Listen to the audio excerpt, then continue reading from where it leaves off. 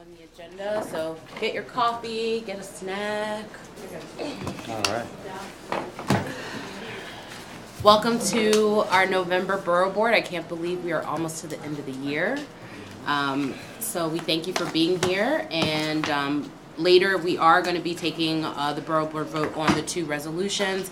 But first up, I wanted to take a motion to adopt the November's...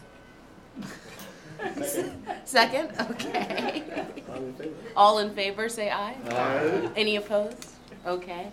Next up is the adoption of the October 19th Borough Board minutes. So moved. Second. Say, all in favor? Aye. Any opposed? Okay.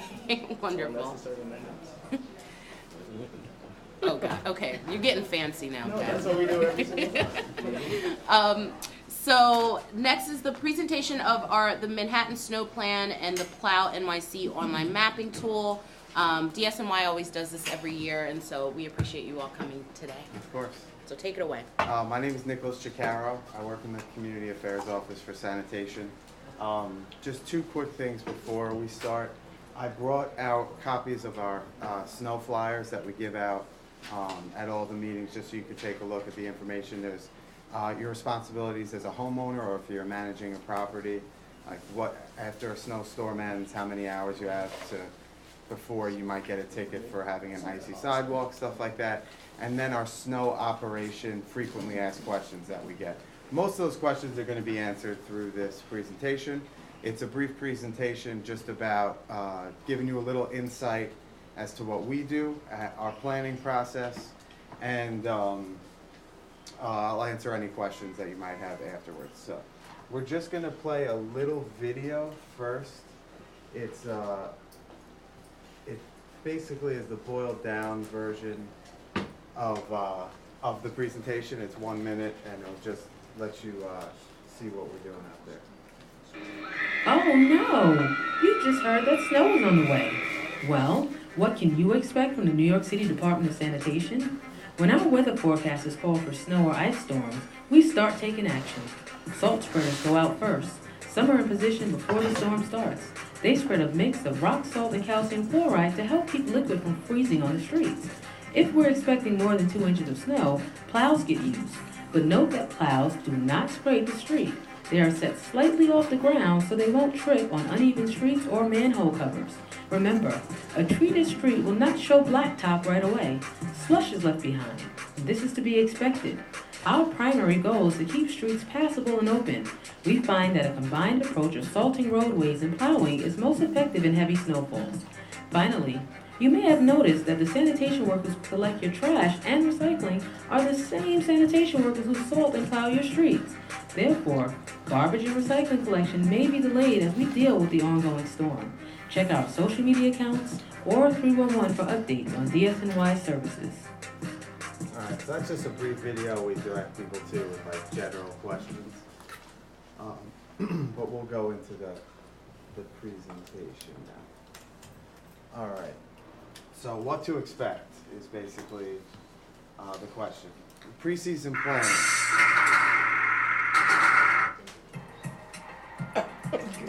I think it's actually playing the next YouTube video. Right.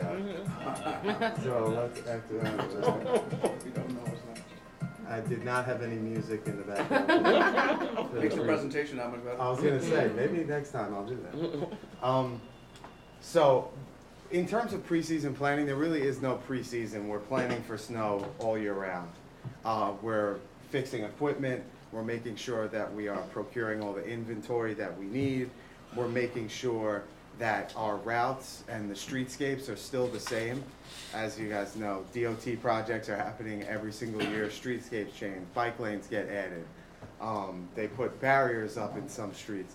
Some streets no longer can fit a plow down it. So we need to know these things before we go into the snow season.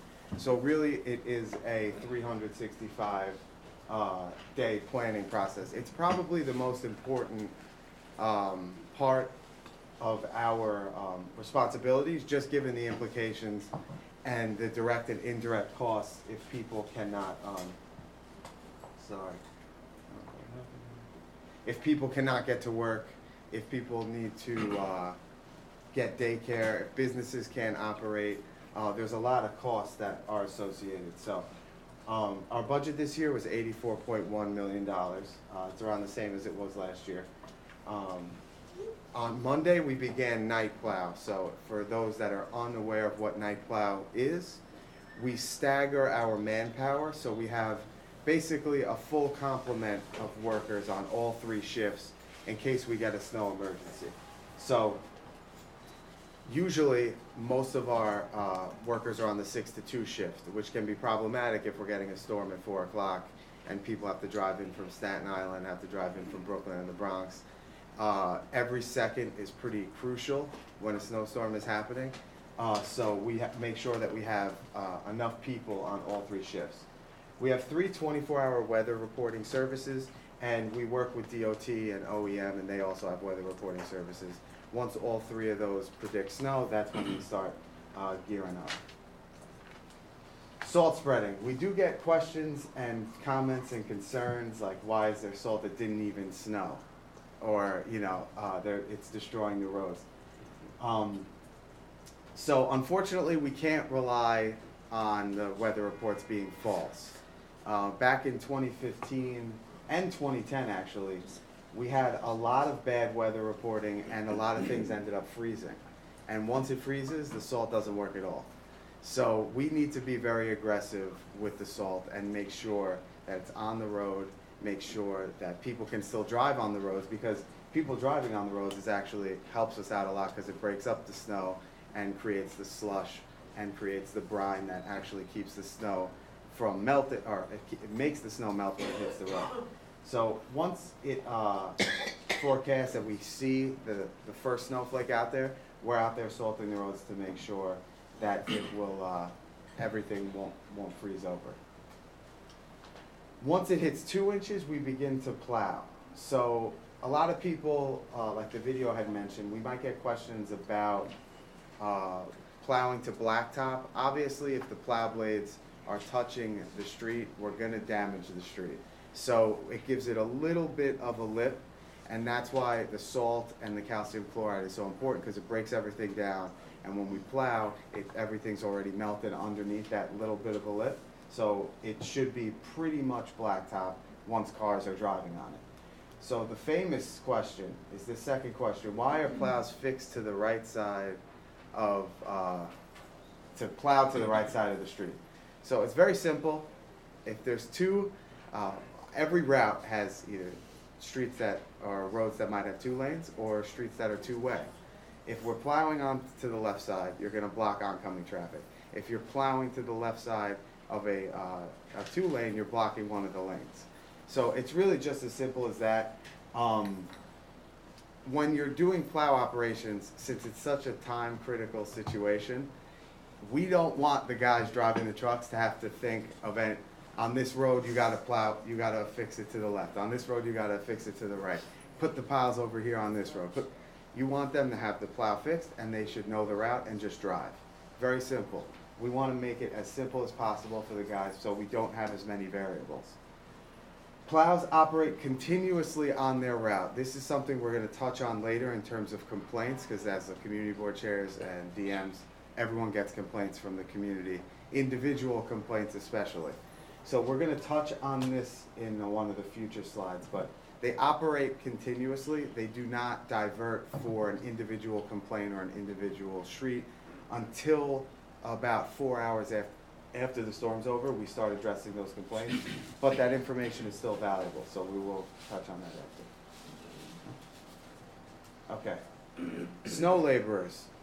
We have begun the recruitment process for snow laborers. We are asking that anybody, I think we sent out the email blast yesterday to all citywide community board emails.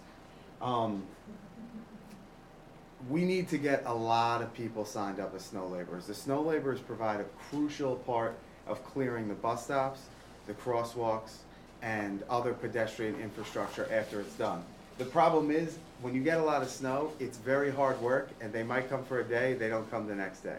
And we assign them to their neighborhood. So if there are not a lot of people signing up for one neighborhood, you might see a lot of those areas take a little bit longer to get clear. It's $15 an hour, and it goes up to $22.50 after 40 hours, so after overtime. Last year, Mayor de Blasio had given us $21 million to use for some new equipment. The Halster trucks, which are the smaller trucks, which we have pictures of, that can take care of the narrower streets. Did you have? Yeah, I'm sorry. So I don't know if you want to take questions now or after. If you want to. But in terms of the snow laborers, where is the recruitment going on? Yes. How is So that happening? great question. I should have said that. You can go to any DSNY garage.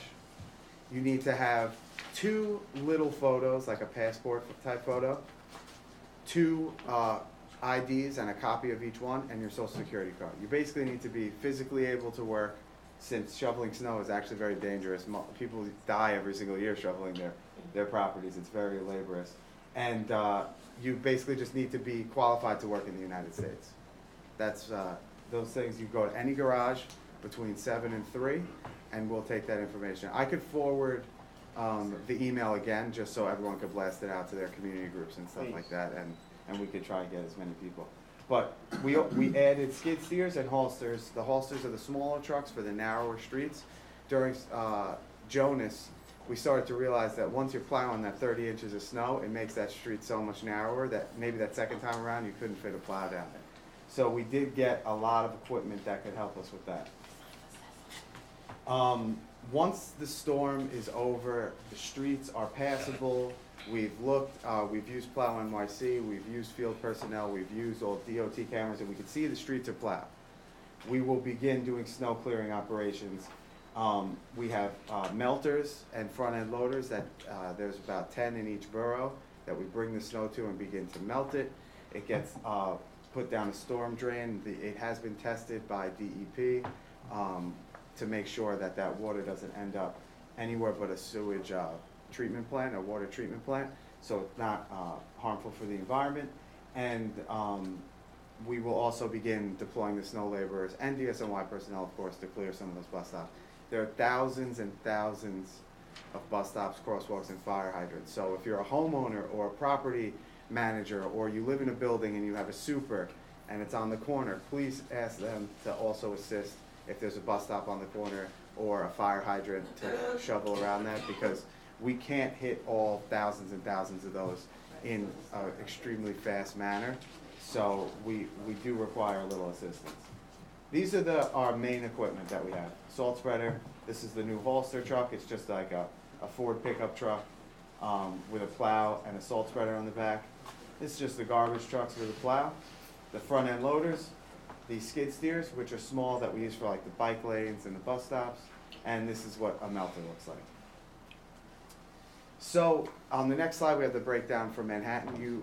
We should have sent out also, there's an email to all the community boards about the link on our website where you can find the borough snow plans that have been finalized on Tuesday.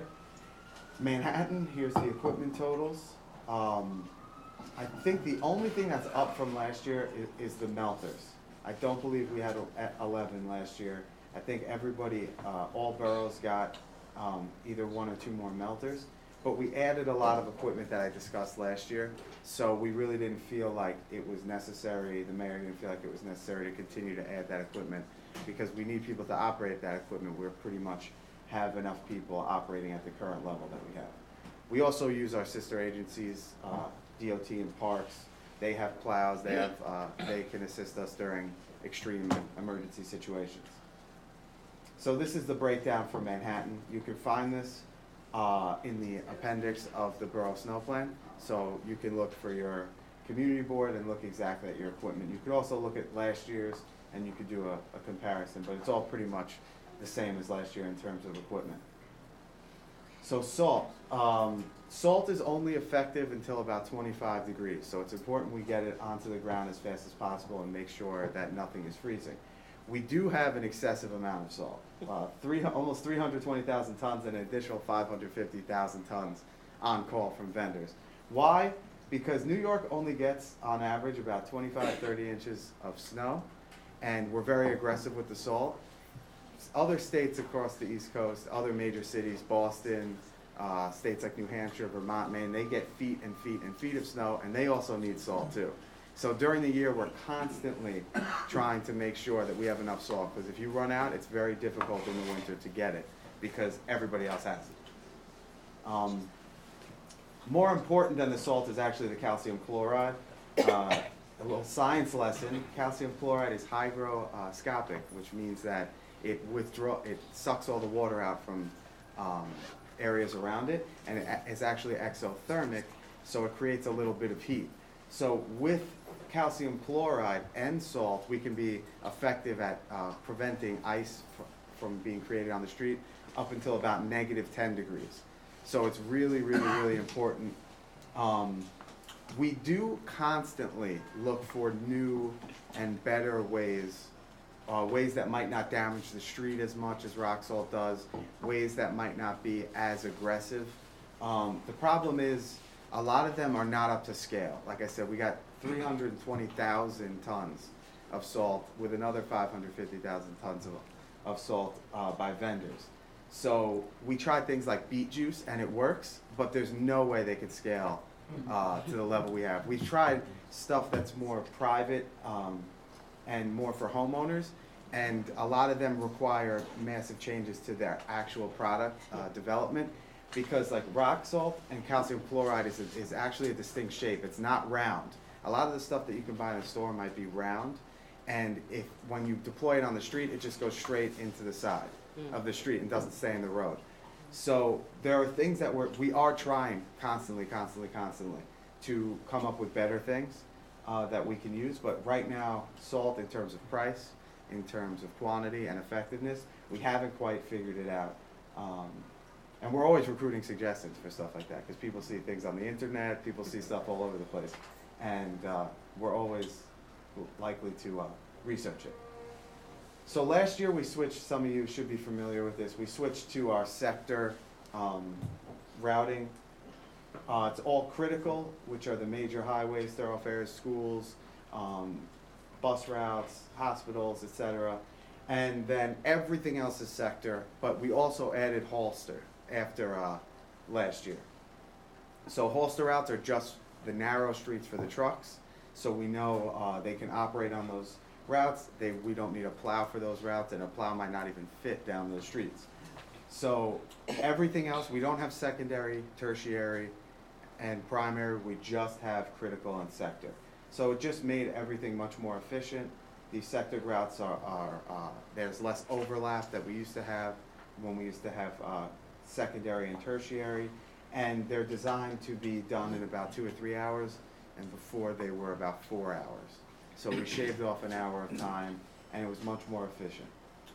So the pilot was done in Staten Island 2 years ago, and when they added the sector routes, they saw, after doing analysis after the snow season, that it created efficiencies equivalent to adding 10 salt spreaders and plows into Staten Island for use. So those tweaks were, very important, so we made them citywide.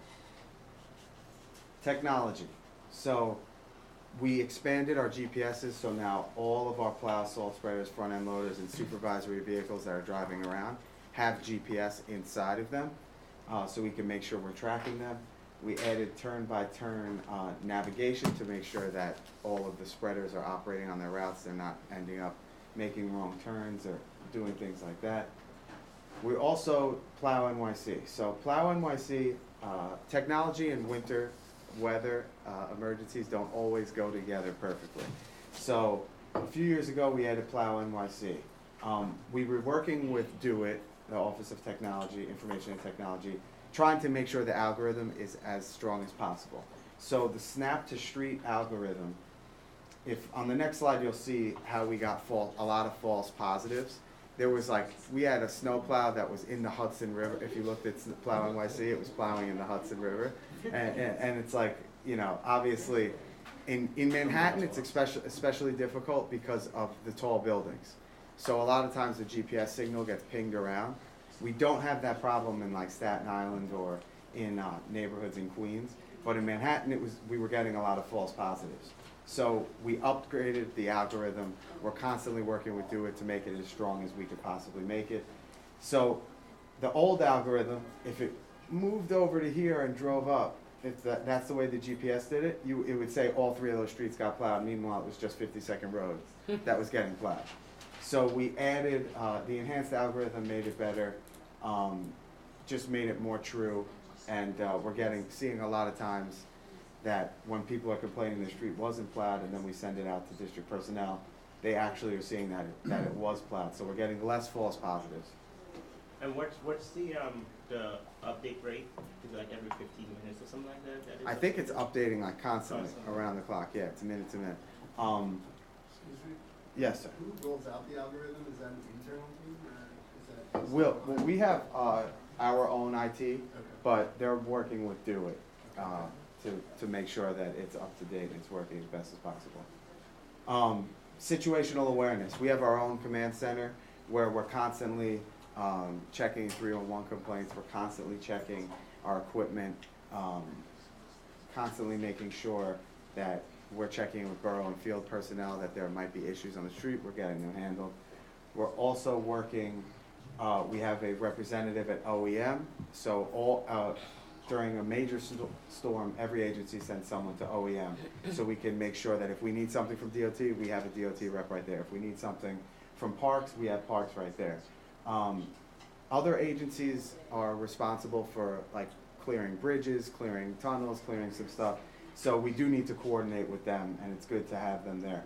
We also have somebody, NYPD lets us go to their command center and work with them, and we have access to all the cameras so we can see in real time what's happening in the streets. If there's a street that a car got stuck on us, our end, we'll say, well, why hasn't this street been plowed? We'll be able to look, oh, check that camera on that block. If there is one, oh, there's a car that needs to get towed. So we can at least figure out what's going on. And we're constantly in communications with our field workers. So back to 311. This is what I was talking about before, which reports that sidewalks haven't been shoveled, de-iced, that streets haven't been plowed yet, they get suspended while the snowfall's occurring. We're operating continuously on the routes until the last snowfall, and then for about 4 hours afterwards. After that, you can begin to file those individual complaints. You could, about 4 hours, 5 hours the next day after a storm, that's when you could contact our office and say, we have individual complaints with those streets. What to do if you receive a complaint? This is for the elected officials' offices, for the community boards. If you're getting individual complaints while it's happening, please encourage that person to call 311. Like we said during the field monitoring and situational awareness slide, we're running the 311 reports pretty much every 15 to 30 minutes throughout the storm. And we are seeing what neighborhoods are giving us the most complaints, coordinating with the field personnel and saying what's going on. We're getting a lot of complaints in there. We're not going to respond directly to the individual complaint, but that information is very, very important to us because we can then see what's happening. If people start sending me them, I'm just going to put them into 301. So we can make it easy and just have them put it into 301. But for areas of high concern, for those critical streets, please, you could call our office, 646-885-4503. Call the Bureau of Community Affairs. We will make sure that we get those issues done. Those are big problems, and we want to know about those. But, you know. What would classify as big? So, like, if the major thoroughfares, if a hospital entrance is blocked, if a school, you know, is blocked, if anything that would be termed a critical street, a main thoroughfare, if there's issues there, we want to know about those issues because those are big problems. So, but the smaller ones we could take after. So, just in closing, we understand what's at stake when there's a snowstorm. We're very aggressive. We work all year round to make sure that we have the best possible plan. Every single year, no matter what we do, there will be an article on the back of the Post with de Blasio and like a snow hat and how bad we were during the winter. We try and avoid it by working as hard as possible. A lot of us, we all live in the city. We want the city to be passable, the streets to be clear. We want our kids to get to school. We want to get to work.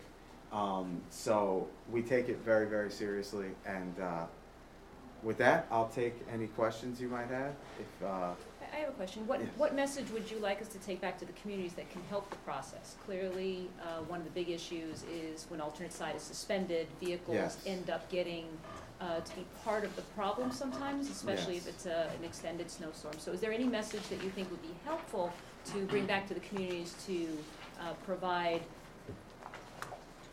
even if it's just more of informational so they understand some of the constraints? So a few things. One, alternates, we would love for alternate side not to be suspended a lot during the storms. If we have a salt spreader operating on the street, by law, they have to suspend alternate side parking. We would love for community members not to clear off a foot of snow off their car and just dump it into the middle of the street.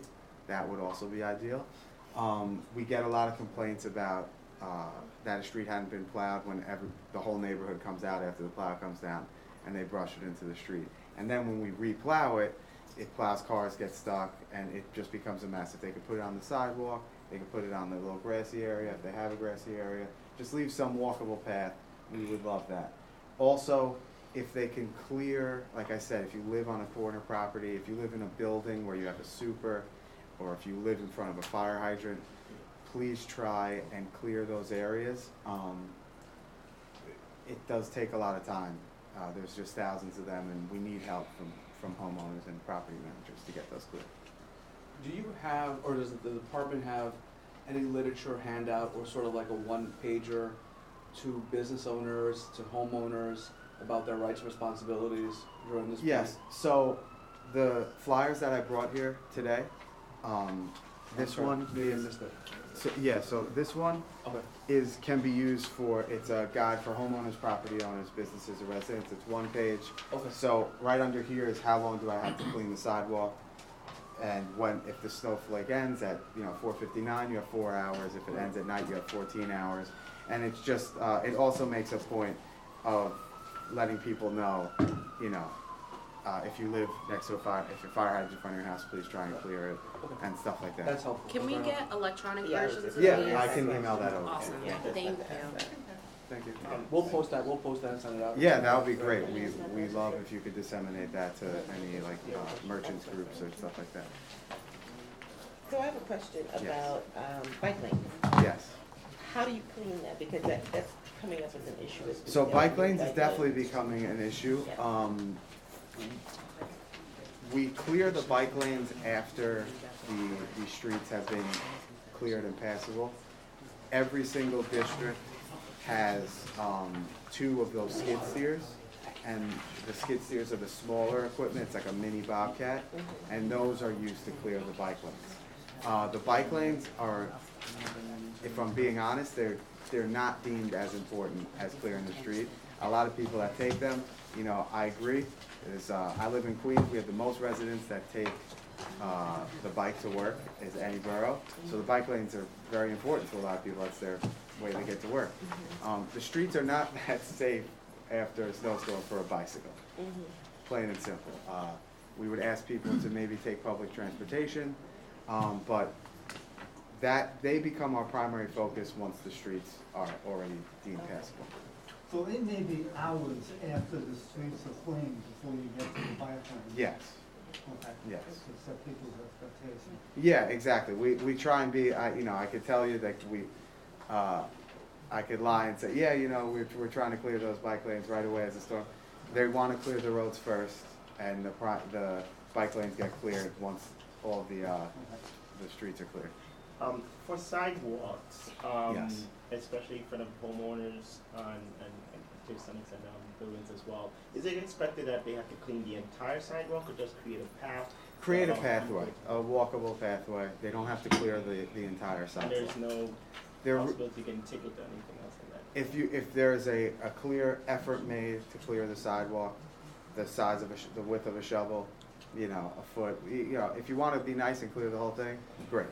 But if you just make a walkable path, that's perfectly fine. They're not going to summons. They're looking for people who didn't shovel it all, and now, or it's completely frozen over, and those are dangerous conditions for our neighbors to be walking around it. Speaking of dangerous conditions, one word, crosswalks. Yes. I've swum through enough of the slush puddles and Yes. climbed enough of the snow berms with one footprint that everybody has to hit. We ain't gonna make it, and I've had enough, and I think we've all had enough people with neighbors trying to help you over the snow berm. Yes. What can be done to get at least a path through crosswalks? Like I said earlier, crosswalks and the pedestrian infrastructure are taken care of after the snowstorm, but using the snow laborers, but there are just thousands and thousands and thousands of them, and it is difficult to clear all of them, especially in some areas where the pile might just so happen to be right on a corner where then it just becomes hard to break down that large pile.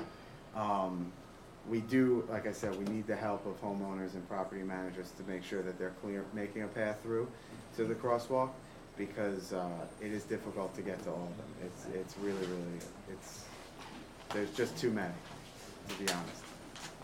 That kind of makes me wonder, is there a mapping technique you can employ, like going forward to assess where like some of the most critical crosswalks are, so that you can prioritize them for the snow laborers? Yeah, so I do know that crosswalks on the main thoroughfares are definitely prioritized as like the first spots. I could speak to Queens more because I live in Queens. Area like Queens Boulevard and Woodhaven Boulevard, those are addressed like right away afterwards, because there's a lot of bus stops, there's a lot of, they're highly trafficked areas. So those are definitely hit first and definitely prioritized. Every single year, we get lists from our elected officials as to what are like those high need, high critical areas or complaints they got. And those are also given to the borough chiefs to make sure that they're included in their plan for that year. But I know there is a master like list of crosswalks, like DOT has them. And I know they share that information with us, but it's definitely prioritized in terms of like the crosswalks on the major thoroughfares and the highly trafficked areas first, and then they sort of branches out into the surrounding neighborhoods. Is there a way to share that with community for this? I can check and see if I can get my hands on that. Yeah. Any other questions? All right. Thank you very much. Okay, so we have quorum. This makes me happy. Thank you all for being here. Next up is going to be our borough board vote. And I'm going to bring up Jim Karras, our trustee general counsel. Just really quickly, the resolution supports two intros at the city council that are currently pending. Intro 799A, which would raise the threshold rent for paying the commercial rent tax. The commercial rent tax only exists at this point between 96th Street and the financial district. Over the years, after the financial crisis, the original financial crisis ended, the city peeled it back further until just essentially Manhattan south of 96th Street was covered. And then after 9/11, I believe they pulled out the financial district. So Dan Garodnick's bill would raise the rent threshold from $250,000 to $500,000, and then our legislation would be for affordable supermarkets. Supermarkets are big, they take up a lot of space, they pay a lot of rent, they're low margin businesses, and we all see in our neighborhoods, those of us who live in Manhattan or work in Manhattan, supermarkets disappearing, especially the non-chain supermarkets. So that's what the two pieces of legislation would do. We're asking them to act on them this session, before the new session. Any questions? I have a procedural question. Our board has already approved this at the executive and board level. Normally though, have we not done that? What's the protocol here? Can a fair vote for this and bind our board, or does it have to come to our board? It's really, you're the representative from the board here. So it's really depends on what authority, in a sense, your board has given you.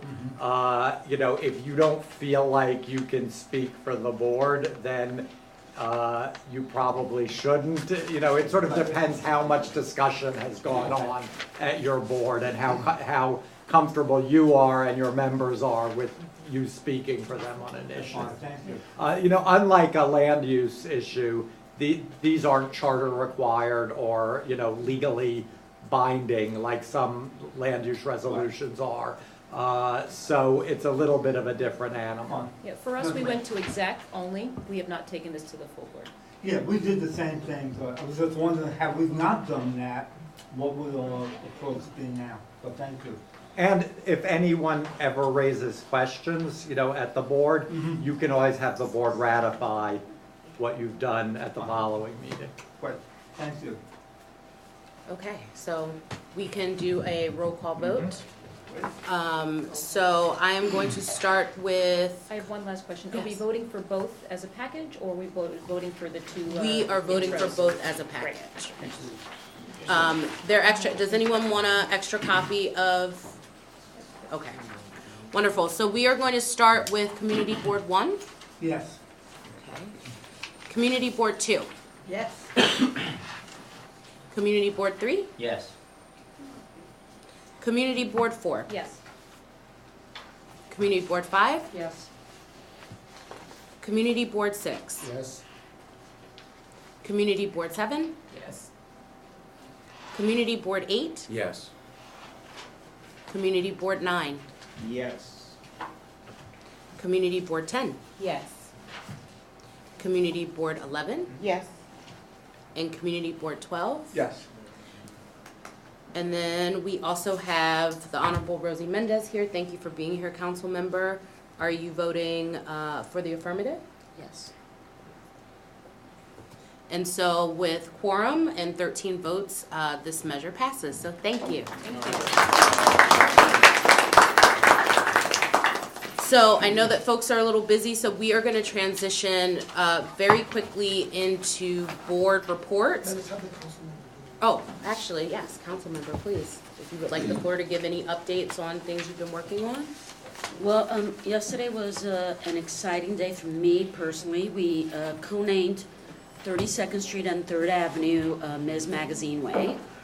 And I got to spend the whole day with Gloria Steinem, so that was very nice. But the first edition, which was an insert before it was a standalone magazine, was published from the New York Magazine, which is at 207 East 32nd Street. So Ms. Magazine has 2 offices on the West Coast and East Coast, so everyone was there.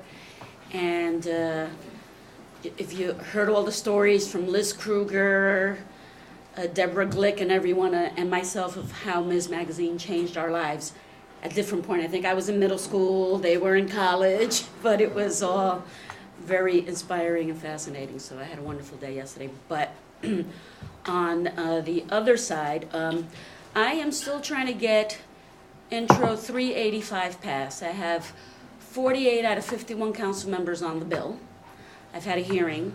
For some reason, I can't get it to a vote. I know the reasons. It's just trying to get beyond those reasons. So anyway, I am hoping to get that passed. It's my legislation on mold abatement and integrated pest management. It's a bill I've had for 10 years, and I think it's a bill that's time has come. So, and you know, just ironic, the speaker used to be on the bill when she was a council member. The mayor used to be on the bill when he was a council member, and he indicated, you know, he would support it. Wanted to look at the details, but I still am not getting a vote on it. Recently, I got a decision at the BSA, the Board of Standards and Appeal, on a building that happens to be located on my block that I've been fighting with the DOB on. They are operating the building contrary to zoning. So it's supposed to be community facility uses on the ground floor and in the basement. And they've been renting out micro units. They built it to have micro units because it has a 3-piece bathroom and a 200 square foot apartment. And so from 2006, when I took office, to 2010, DOB could not go in to inspect, couldn't get inspection. So I went in one day with my then fiance, who they didn't know her name. She made an appointment to look at the apartment. And with our little iPhones, we videotaped all the illegal use. So in 2010, a DOB filed something at the BSA, and I just got a decision last month. Wow. And they found that it was contrary to use, and the great thing was the space was supposed to be medical offices. The chair of the BSA, Marjorie Perlmutter, is an architect who used to practice doing designs for medical offices. So she looked at the original designs from 2005 that were filed. She goes, this was never intended to be medical offices. But they finished, so it actually went faster when she was the chair of the BSA. And so there's a determination. They have to file new plans. They have to remove the building in the rear because it's built lot line to lot line. They did not make a determination on the front building and the illegal use, so I have to go back to the to DOB on that. But I think since they have to file all new plans and talk about how they're going to remove the back, the front will come into discussion. And I think if they just knock out one apartment and expand it, they'll meet the legal definition of 400 square feet or more under the multiple dwelling law. Anyway, that's all I'm going to say. There's other things that happened, but that was like the biggest thing, and it's taken 12 years, because actually Margarita Lopez, my predecessor, started the complaints with DOB when the construction was going up, because it was causing cracks in buildings, and other buildings had to be demolished, and then they enlarged their footprint. So yeah, that's my 12-year story, and it's not quite over. Anyway. What? Charas. Oh, yeah, that one's only been 20 years. There was a cultural community center sold by Mayor Giuliani, put up at auction. The group that was there, a not-for-profit, had saved the buildings after the school building was abandoned during the fiscal crisis of the 70s. They made it a cultural community center. Giuliani started to sell these city-owned buildings to the not-for-profits that were in it for $1. Charas was not offered that $1. Charas did submit a bid for $1 anyway, and submitted a $322,000 bid as well. They were turned down. The building was sold for $3.2 million to a developer who has not developed it because he has been speculating. When I got into office, he met with me to try to remove the deed restrictions. That's been in the news lately. And we did not do that. And he is trying to make a dorm, but he doesn't submit a lease that complies with the Department of Building Regulations. So the mayor announced at the town hall, I got a lot of stuff at that town hall.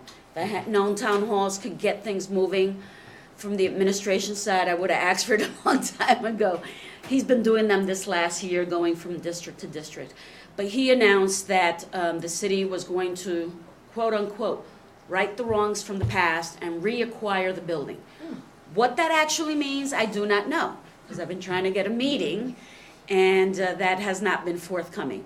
But the developer also has gone to the BSA to have the BSA determine that the leases are adequate.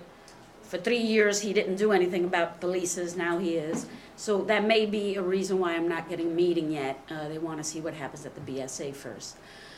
But we're getting, in Community Board 5, we are finally getting the task force for the Washington Irving campus to take care of all the transportation issues. We've cleared up, I think, all the trash issues this summer with the special tilt trucks with the lids.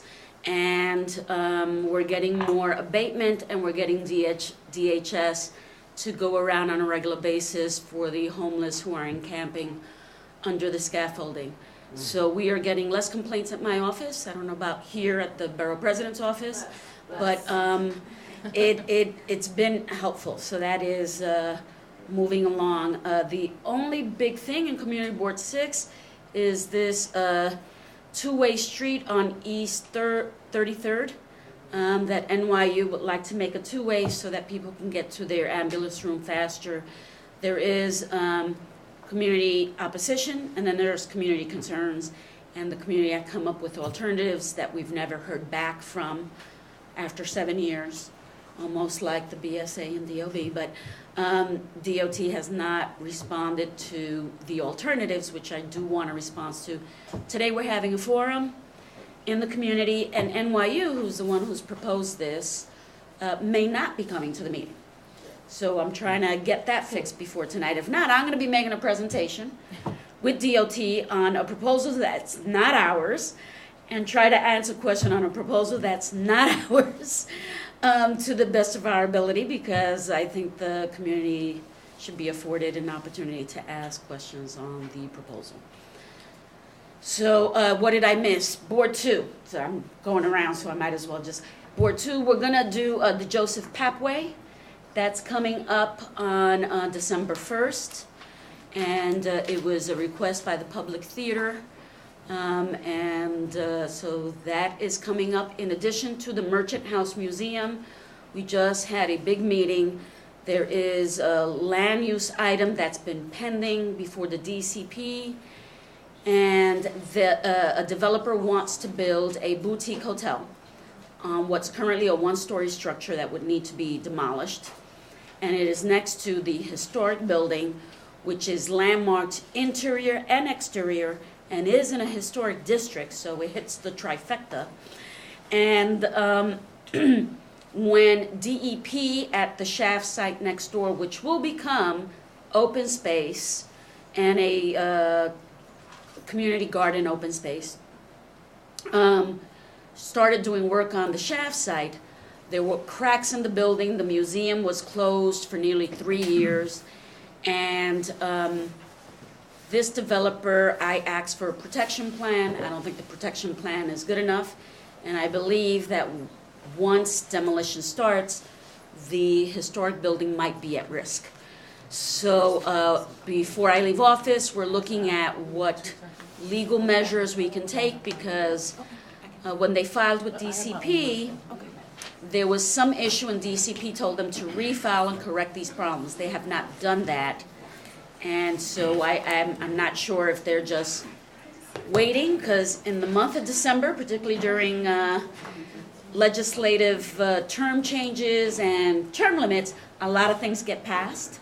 So we're trying to keep our eye on this and try to be proactive. So if there is something we can file and get into court to ensure that there's an injunction and no permits or anything is issued, and while a real protection plan is put in place. Also, the museum is interested in purchasing the building, and the developer has another site on Lafayette Street, so there is the potential to transfer the air rights from there, because they adjoined in the rear. And so who knows, maybe a negotiation could be worked out that would make a lot of people happy in Community Board 2 and on East 4th Street, and me. The rezoning. So I've been asking for a rezoning, what I'm saying, from 3rd to 5th Avenue. 3rd and 4th Avenue is in CB3. I did a contextual rezoning in 2010. We did not get everything we wanted there, and now we're seeing the results of not getting everything that we needed. And from Broadway to University Place, there is no zoning protections there. There's no historic district, so unless you're a landmarked building, there's no protections, and a lot of developers are speculating, assembling multiple lots, and building big, ugly buildings. The Bowmore is an example of what's legally allowed there, and let me tell you, the Bowmore is not as tall as it could be. They could have added still more floors to that building. when Matt Vigiano was my director of land use, we did a walkthrough block by block. We put a proposal with 12 different assemblages that could be done. DCP said, this is not possible, and there's only 2 soft sites, and under good planning principle, the other 10 are not possible. Well, under good planning principle, 3 of those 10 sites are currently being developed to have out-of-scale buildings. We met with them recently pursuant to the town hall. I was promised a meeting, and they basically said, yeah, there's still no reason to do a rezoning here. The zoning is appropriate, or no zoning is appropriate in the case of University Place, and we want to incentivize commercial, and the problem is current zoning incentivizes commercial over residential, so we're seeing the residential buildings torn down. And so we're trying to apply pressure, and but it's, whether it happens in the next term with the next council member, I would like to think so, but I'm not hopeful. And I'm sorry I took up so much time, but anyway, I finally made my way around the district. So, thank you. And I'm going to go quickly. I hate to do that, but just to go through some of the things that we've been working on. One is between the SLA, and I want to thank Board 12 for hosting us, and here, Board Stat. We had 100 at each event, and that's a huge number of council members. I mean, community board members and council members. Some staff showed up. Second, we are passing legislation, thank you to the council members, on Open Data 2.0 through Jimmy Vacca's committee, and it would just extend some of the work we've been doing on open data.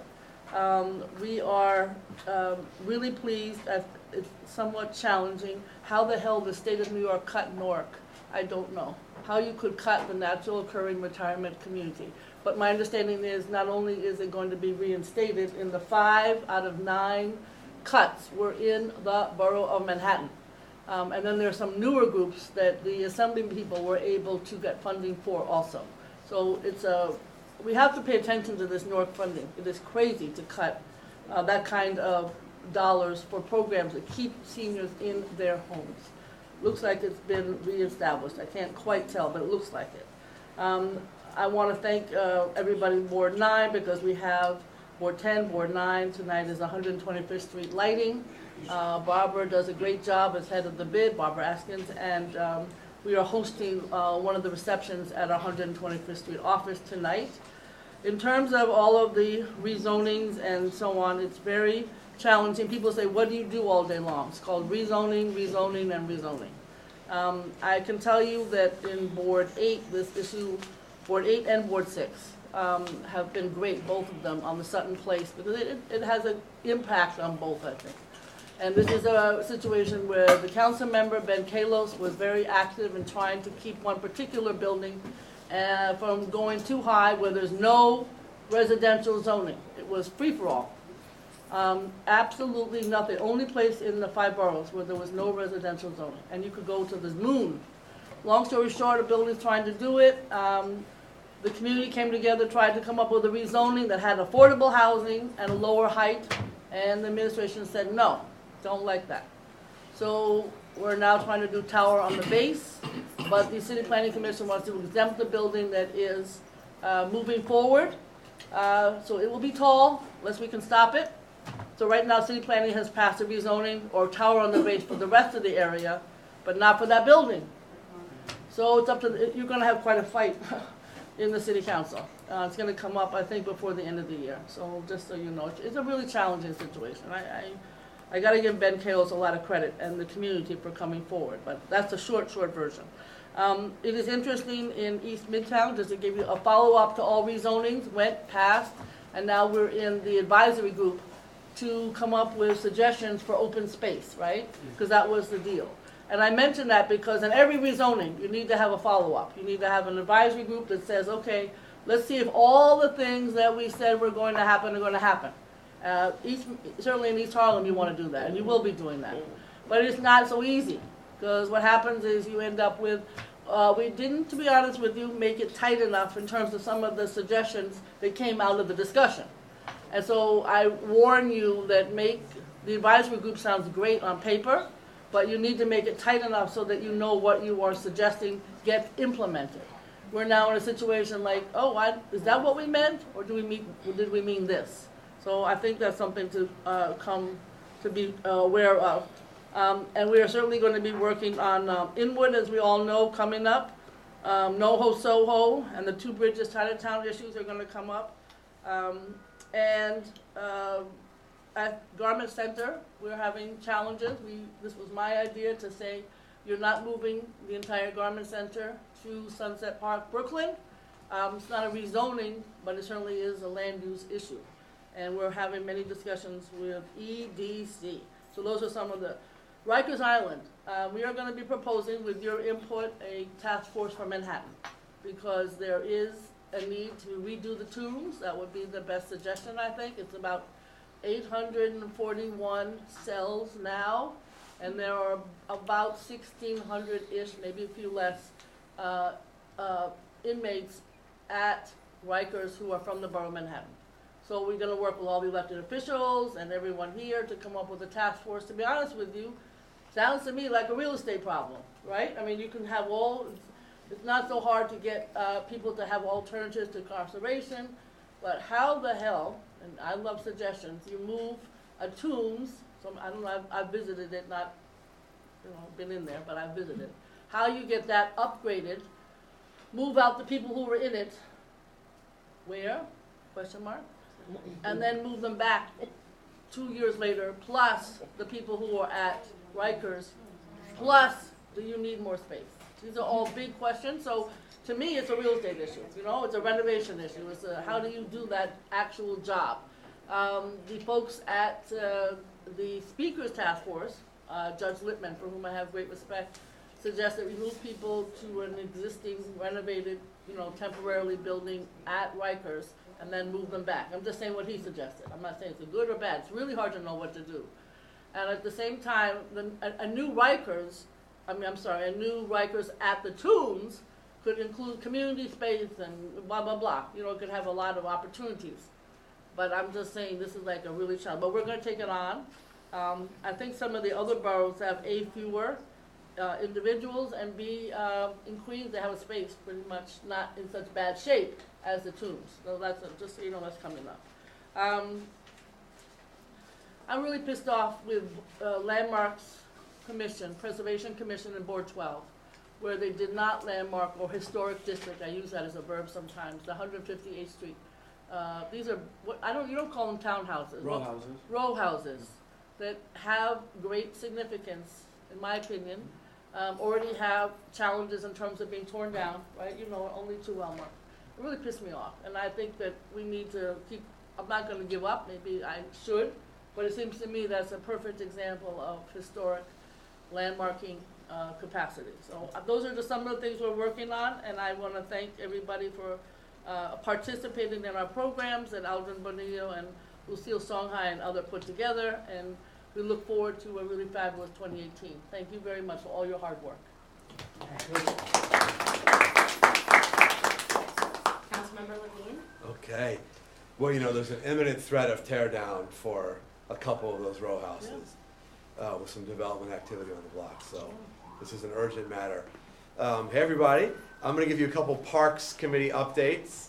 We have a long-running battle with the Park Department on the unacceptably long delays in completing capital projects. Even small projects can last 5, 6, 7 years. You've all experienced this in your community boards. We have a bill we're considering at our next meeting that would compel the department to post additional information on the timing and delays of capital projects on their Parks Capital tracker online as a way of forcing accountability, to list the date the project were fully funded, to identify delays and the reasons for delays, and to identify cost overruns and the reasons for cost overruns. We hope that by shining a light on this, it'll compel them to move more quickly and cost effectively. And we're also discussing a more radical solution, which Councilmember Cohen has proposed, to create a parks construction authority. This would be akin to the school construction authority, and it actually takes less time to build a school than it does to renovate a park. And it's partly because of the school construction authority is exempt from some of the bureaucratic burdens of a city agency. And there's a legislation in Albany which would be required to establish this in both the Assembly and the Senate. And so we have a companion resolution in support that we're considering also at our December 7th meeting. And we have a packed agenda at this meeting. We also have a bill concerning the use of pesticides in parks. And Councilmember Van Bramer has proposed that you require advance notice posted in playgrounds before pesticides are used there. There's actually a movement to ban pesticide use in the parks, which we've considered in previous hearings. The Parks Department says that for certain limited purposes, including pest control, that it's required and safe. We've had a robust debate about that, but in the meantime, it seems like at least giving the public better notice is certainly prudent. So come on December 7th at 10 a.m. if you'd like to join us and discuss any of these exciting issues. Thank you. I have one question about one of the issues that we're having with renovations of parks within the Community Board 4 area, and the time that it takes is one of the issues, as you mentioned. But one of the other issues is that the practice of taking the lowest price on the bid is not necessarily getting the best quality of work. And we're finding they're also bundling multiple projects. So some of the delay is waiting until they have one person who's bidding on multiple projects, but then we don't see the actual work being done consistently because it's one outfit that's having to then toggle their folks. So if that's something that can come up in terms of creating efficiency in the bid winners, and also a better examination of the quality of whoever wins that bid, because it's a concern for some of the renovation that's being done in our area. You know, both of those problems are an offshoot of the fact that not enough people are bidding on parks projects. Partly that's because construction is booming and there's a lot of work. Partly it's because the Parks Department is very difficult to work with. And a lot of contractors are simply choosing not to bid, partly because of delays in payment. And the idea of clustering multiple small projects together was supposed to bring about efficiency, but it does end up often being a drag and leaving one small project hostage to a problem in another site unrelated. So we're very concerned about that. But if the Parks Department was a better partner for contractors, we'd get more people bidding, which would give us more options. So very good points you raised.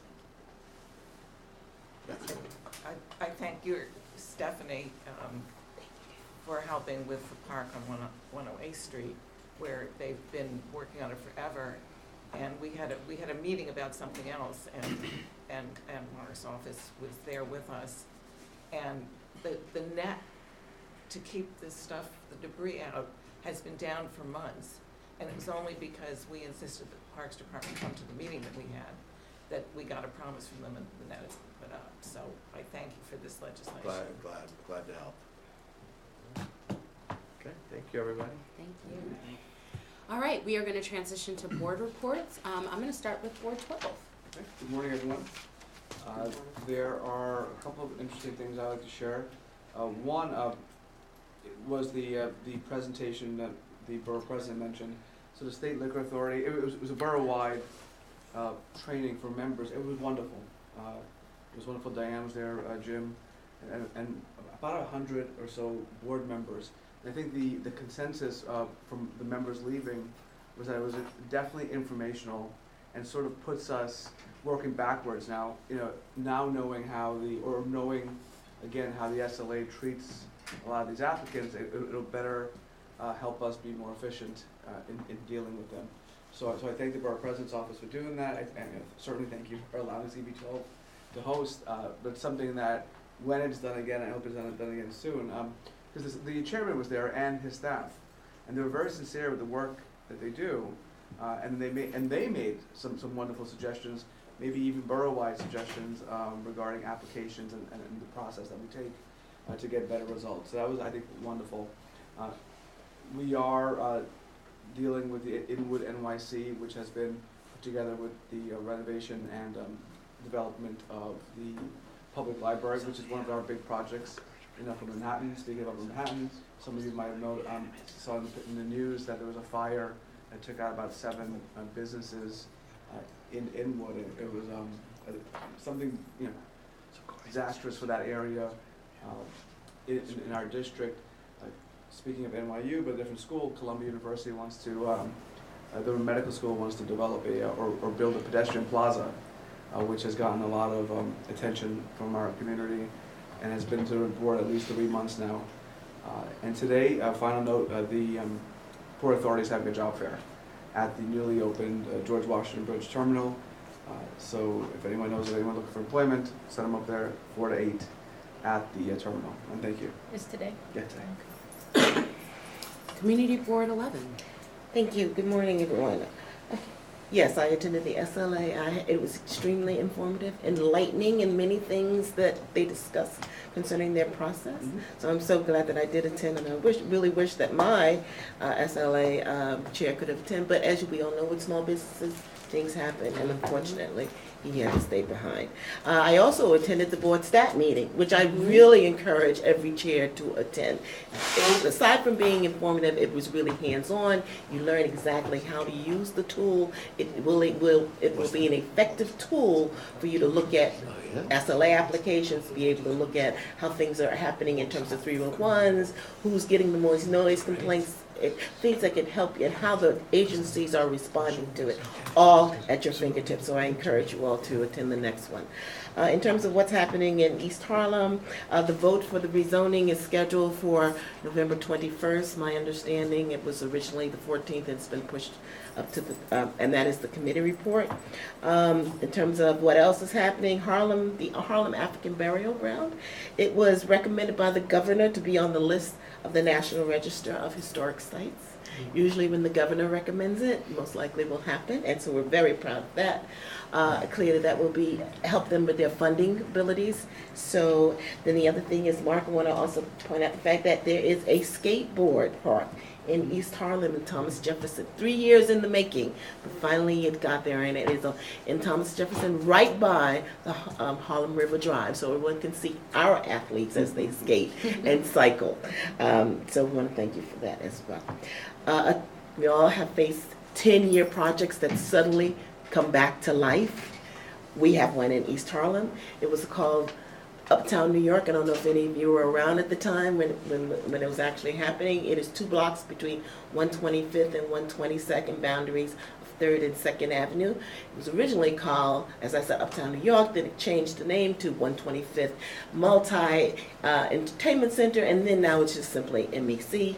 It has come back to life, and that's because the eminent domain, all of the issues have been settled. And so now they are at the process where they will begin development based on the points of agreements. Now, one of the points of agreement is what is called a local investment fund. We are issuing an RFP so that we can solicit proposals from communities, organizations who would like to either workforce development, actually manage the entire fund, not only with the purpose of doling out the information and doling out the money, but also building the fund. It's starting out with $10 million. $10 million 10 years ago was worth a lot of money.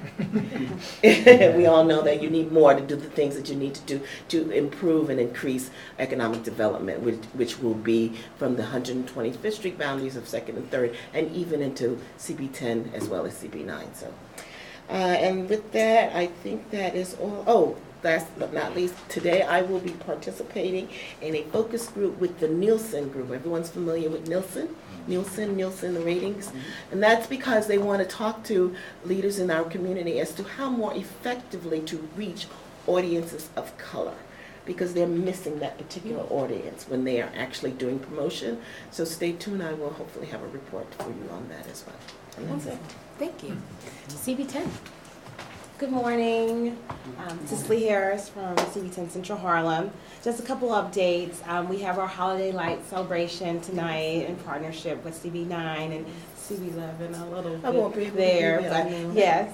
But we encourage everyone to come out. There's a lot of vendors participating. Whole Foods is doing something, Olive Garden. So we've been able to get everyone involved. And Barbara Askins, the 125th Street Bid, has been so wonderful. So I hope everyone can come out. It's from 5 to 8 with a VIP reception.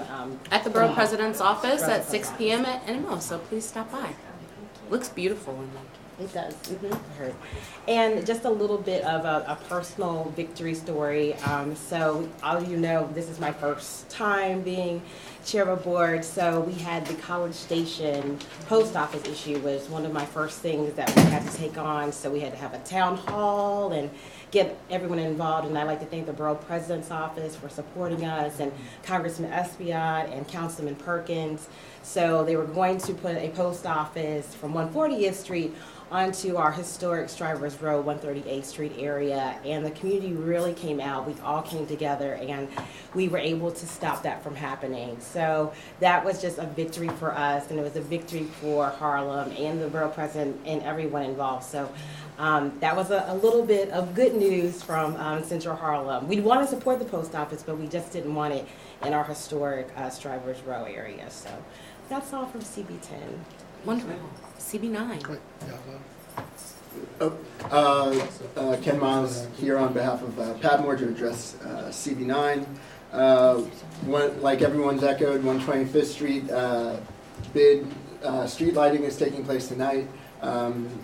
Just building on the excitement that everyone else has referenced, there's going to be a lot of engagement and opportunities for youth. We have a health focus as well, so that's going to open up around 3, and the lighting we expect to kick off around 6 as the floats make their way down the street.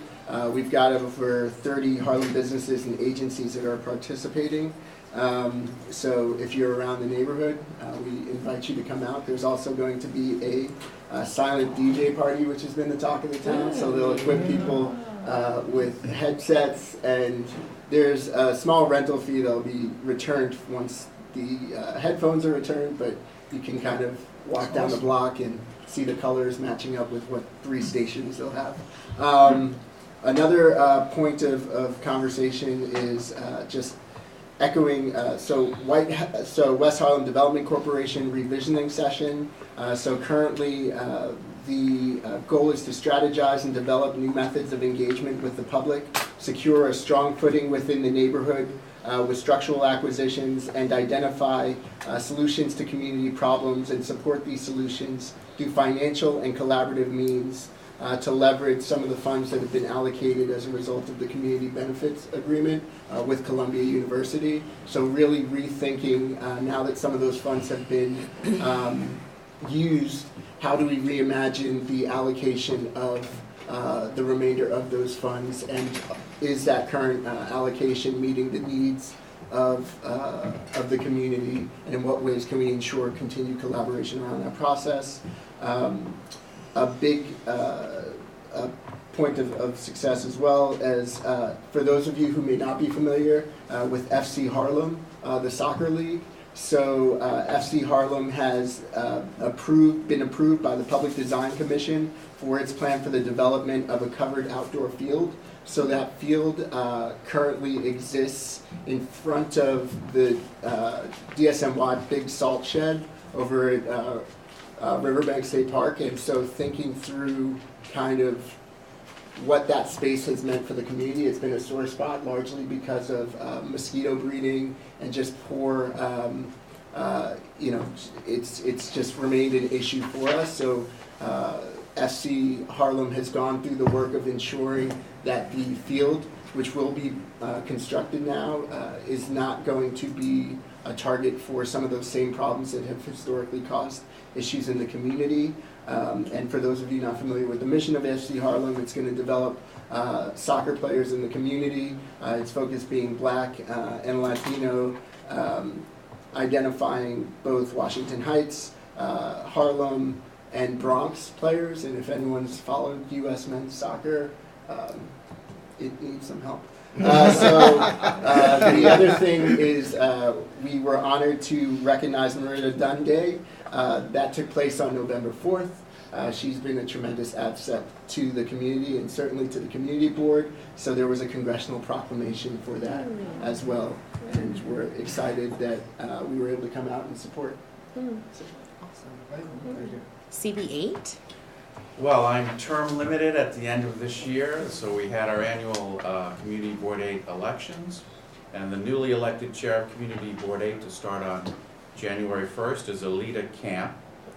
First vice chair is Gail Barron. Second vice chair, Tricia Shimamura. And then we have 3 secretaries, Alexandra Harrington, Rebecca Lamort, and Lori Boris.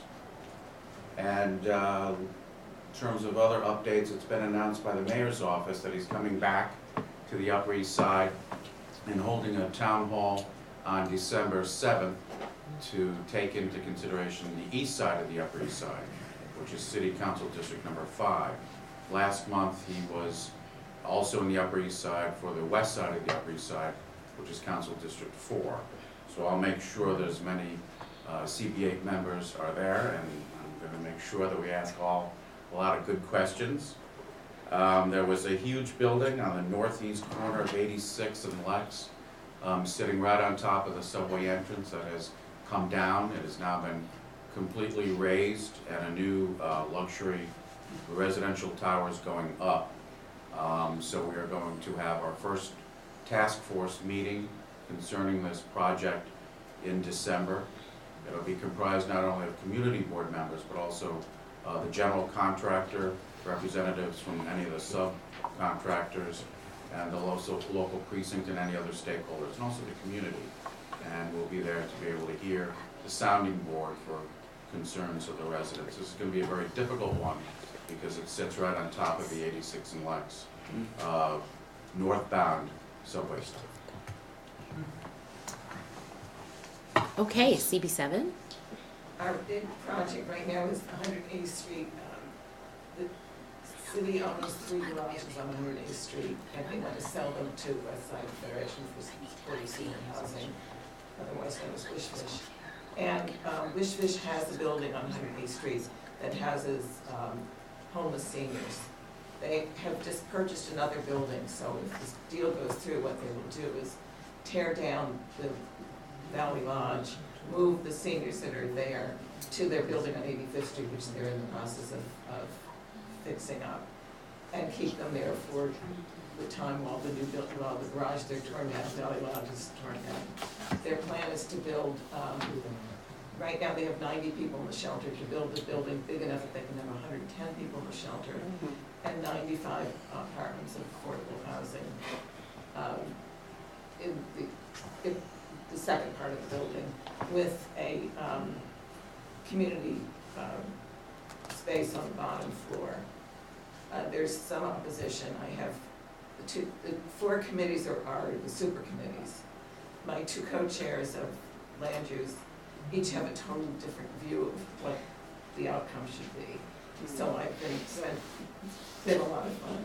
And the PTA presidents at the school across the street have heard bad things from another group, and so have been furious with us. So we arranged a meeting with Wish Fish. I insisted that they have a meeting with the PTA presidents and the administration of the school. Wish Fish brought out all of their people. Mark Levine had his staff there. There was staff from Gail's office. And the first hour of the meeting, they just browbeat us that we were terrible, and that I was horrible because I wasn't including the right committee. Gail's office was bad because she did something. Mark's office was bad because he did something. And Wish Fish was just this horrible organization. After the end of the first hour, they asked some technical questions, and our technical, Wish Fish had brought all their engineering, their environmental expert, all the top people, and they started answering the questions. And the second hour was the chime. And so the school is now on board with it. And we have we had a hearing where we heard from the public 2 weeks ago. This coming Monday, we will have the board will work on a resolution, and then we'll vote on it December 5th. It's just a major procedure, but hopefully in the end it all works out. And the Museum of Natural History has just issued their final draft environmental impact statement. So we're waiting to read that. And we have not really worked closely with Lincoln Center in a while, so I arranged, there's a new president of Lincoln Center. We met with her in October, and it was very productive. It turns out they have an institute that does a lot of educational work. And so one of the things that we'd like to do, and this would involve other community groups as well, they have all this space that they don't use during the day. Oh. And there are all these school programs that would love to be there. So we're gonna try and see if we can work something out. So several of the artists actually recommended this to them. And we thought it was a great thing, you know, that different schools, different organizations could. And that's basically. Actually, I want to just piggyback off of what you were just saying. So there's actually an app that looks at different restaurants around Manhattan to use their spaces during the day when they are not there. And so it can be used as co-working space, spaces to meet up for meetings, smaller meetings. And so it might be just something to think about, and I can share that information with boards. But I just discovered that, and I was like, this is a great concept. That really is. Thank you, Roberta. CB6? Good morning. Hi. I think I'm going to try to be brief since Rosie and Gail covered almost everything I would talk about. Over the last 2 months, we've had the pleasure of actually working very closely with our council member, Rosie Mendez, on street co-namings, and we think there are significant ones. The first one was Children's Court, which is located on 22nd Street and Lexington Avenue. And that whole community where Borough is are buildings that were devoted to child welfare. If you walk around that neighborhood and you look at the architecture and the stonework around the building, you will see images of children, etc., all along the building. And we didn't want that to go unrecognized, and so we worked on that for about 2 years, and we eventually got it named Children's Court. The second one was on 19th Street and 3rd Avenue, and that was named Mother Cabrini Way. And we had sisters from South America, Central America, Europe, and Africa attend that street co-naming. And that was very exciting because Cabrini Senior Home is right there, and the old Cabrini Hospital is being converted now into condos, was there. And the last one she just explained to you. Yesterday, we did Ms. Magazine Way on 32nd Street and 3rd Avenue. And I think I was the only male feminist there. Gail participated. She was one of the keynote speakers, and it went off very nice. It was very good opportunity to see all of the strong women there. That's right. Participating. The other item was East Side Coastal Resiliency Project. We had a task force meeting. It was our first meeting of this term. We're finalizing the planning stage and moving into the final design. There is well, our board recommended that the northern end of the project tie back into the VA hospital at 25th Street. That recommendation was to cover the playground that we have there, Astor Levy Park. The city didn't agree with us, and they're going to bifurcate the park, which is from 23rd Street to 25th Street, and bring the wall in on the northern end of the administrative building there. We went to great details from a project that was called the MOU, EGAP, several years ago, which would do development of the waterway going around the UN and connecting the east side. That's been in limbo, but what we did do and what we managed to do with that project was we managed to get $3 million up front, which allowed us to do the replacement park that we were going to lose, and that was the Astor Levy Park. which we expanded. We closed the street between 23rd and 25th Street and expanded that to be an open area, completely open. So you can walk through, you can see through, and what the resiliency project is going to do is put a wall right in the middle of it. And so we disagreed with the city on that, but we're going forward with that, and we'll probably go to EULA early February of next year. And we're working with Community Board 3 on that also. The other item, Gail mentioned, the public realm funding group met yesterday. That is the follow-up group to the east side rezoning. They're looking at below grade and above grade improvement projects. And the city has put forth somewhere in the tune of $38 million to look at those projects. And on the side, the community boards and the bids have been meeting to bring in more input in terms of which projects are looked at and which projects are given priority so that the community really has input into that process. And that's about it. Oh, the last thing. Rosie mentioned that tonight at NYU there will be a meeting on 33rd Street.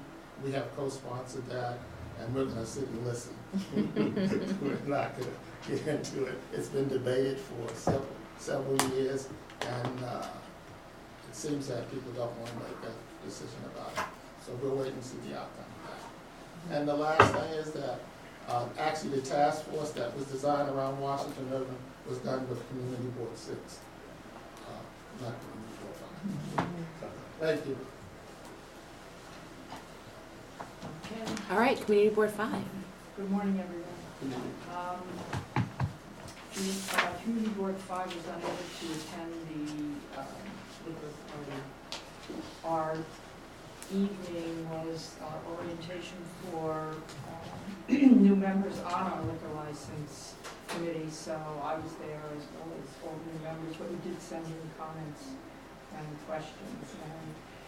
And starting off the report, one of the worst restaurants / clubs ever within Board 5 came before us for renewal. And the reason I'm bringing it up is because it really opened our eyes to something that we were not totally aware of. First, I'll just explain what it was. They came to us in 2015 as a fine dining, quiet restaurant. Here we go again, right? It's on a block that's in what we used to be a moratorium. We now call it the restricted area. And so we drafted a very, very strong affidavit with stipulations restricting its method of operation. They were not having bottle service, no ticketed or promoter-driven events, no congregating outside, no amplified sound, no private parties, no dancing, no DJ, no loud music, blah, blah, blah. Guess what? All of the restrictions were violated every night, regularly, like almost every night. The applicants hosted what they call daydream brunches, which is where people just fall down, practically half dead on the sidewalk. It's disgusting. They call it daydream? They call it daydreaming. It's like bottomless drinks or something like that. Yeah, pretty awful. Private farms, there have been numerous and very, very frequent complaints to 311, and there's been a lot of police activity. So the elected officials wrote letters, we wrote letters. In October, the applicant came to us. He was very candid and unrepentant in acknowledging that they operate outside the terms of the agreement. In fact, what he wound up saying was, this is what we need to do to make money, and we're going to do it, whether you like it or not. That's really what they said, which was pretty awful. So, of course, we recommended denial, we recommended revocation and a proscription. But the most important thing, which is why I wanted to bring it up, is that we've always known that renewals are this was a renewal. We've always known that renewals were pretty much automatic. However, what we didn't know, when we found out from the SLA, is that they don't look at 311, they don't look at police reports, they don't do anything other than their own, whatever they do, which is, I'm not quite sure. It's a form on their website. Yeah. It's either a form or a phone number on their website that nobody knows. Nobody exists. knows. So what we said was that it is really incumbent upon the community boards to very, very early, I mean earlier than we've even been doing lately, in the renewal process, to notify the SLA and let them know this kind of thing is going on, because this is really horrendous. The renewal was granted. After all this, I mean, the renewal was granted, so that's why we were so upset. I don't know what's going to happen. What's the location? The location, it's called the Jewland Club, 47 West 20th. Is that you? It might be me. I have. It's the like one Limelight. block on It's the in the west side. Limelight, which, Yeah. you know, that wonderful building that we've had problems with for the last 30 years. It's a well-known hot spot. Yeah. Okay, secondly, we sent a letter to city planning regarding the scoping of the zoning text amendment for hotel special permit. The most important part of that was that in order to understand and, you know, fully understand the expectations of the stated goals that came out, which is for additional housing. We are concerned that in M1 districts, which now prohibit residential development, that may change. And so we feel that within the scoping, there are things that have to be looked at, because ultimately our concern is that it's going to open up residential housing in M1 districts. And so we asked for within the scope of the EIS study to include the impact of the zoning text amendment on C zoning districts within City 5, the impact on already overburdened transit system, the impact on the garment district, which is largely M1, the impact to the urban design, neighborhood character, street activation, and the impact of the flower district. We, of course, passed the resolution on the commercial rent tax. That went to our full board. And we requested, even though this is probably going to fall on deaf ears, we requested increased funds for community boards in order for us to perform the tasks that are required, particularly our original planning boards, which is what we were put here for, to be able to create land use plans for our districts by hiring planners who could assist us and so on. Right now, we cannot do that, and we really need the help in design. The last thing I wanted to mention is that just this morning, a report came out by AM New York. City construction hits record high with Midtown leading the charge, data shows.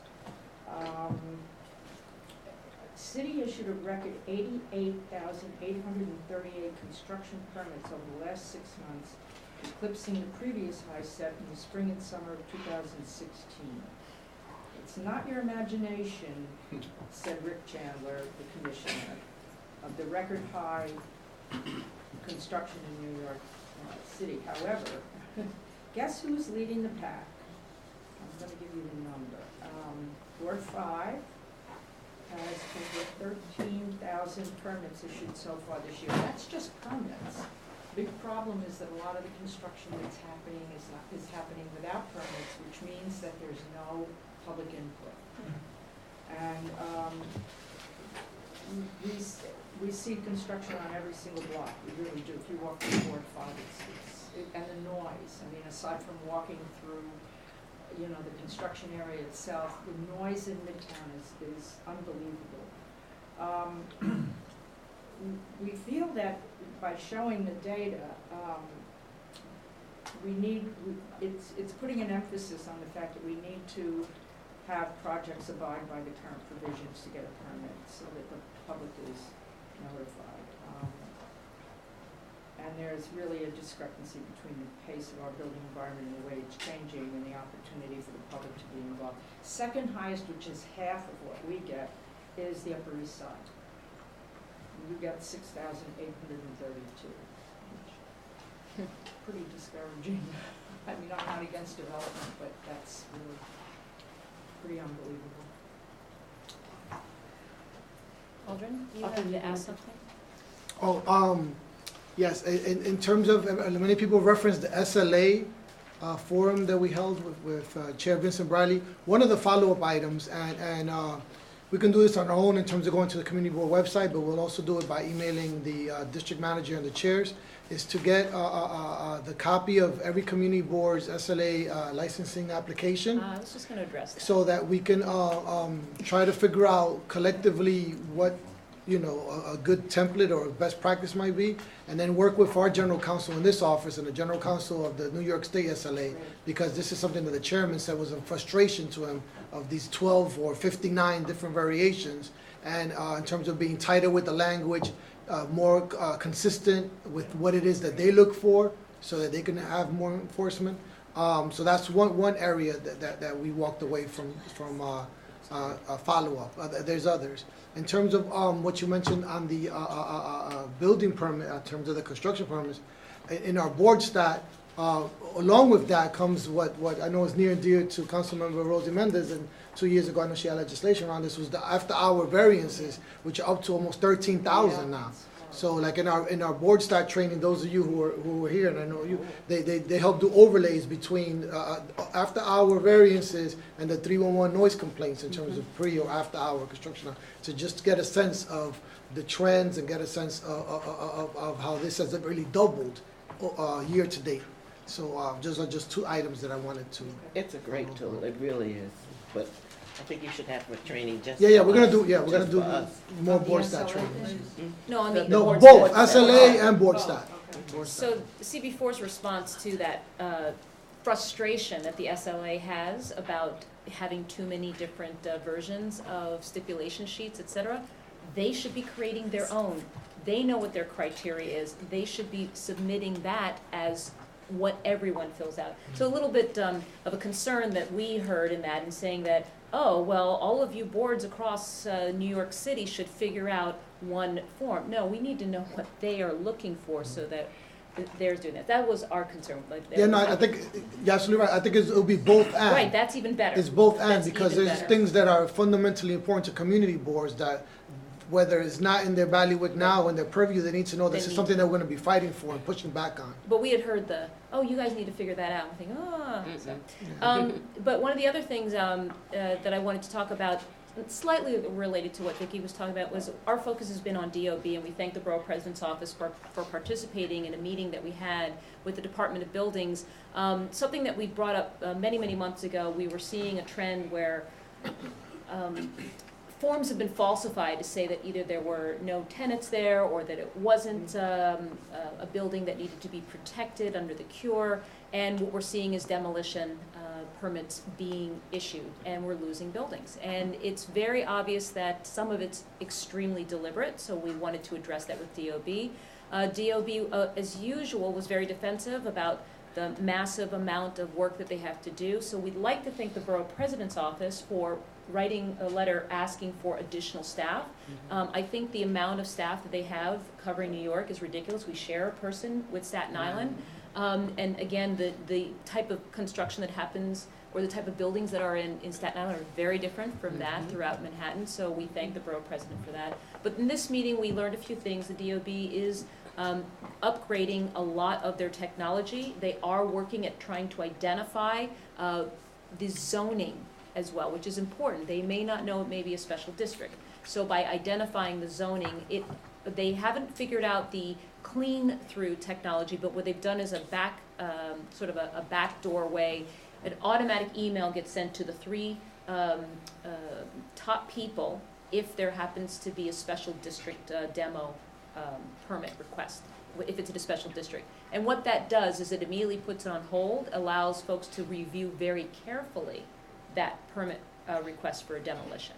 So we think that's one step in the right direction. We do think that there's a lot more that the DOB could be doing in terms of working with working with other agencies to, like the HPD, to recognize when there are actually tenants there that may or may not have been harassed. So we're hoping that they're more proactive. But what I wanted to link it back to what Vicki was saying is we brought up the fact that there are construction sites everywhere around Manhattan, and we wanted to know what their process was for issuing all of these permits for these buildings.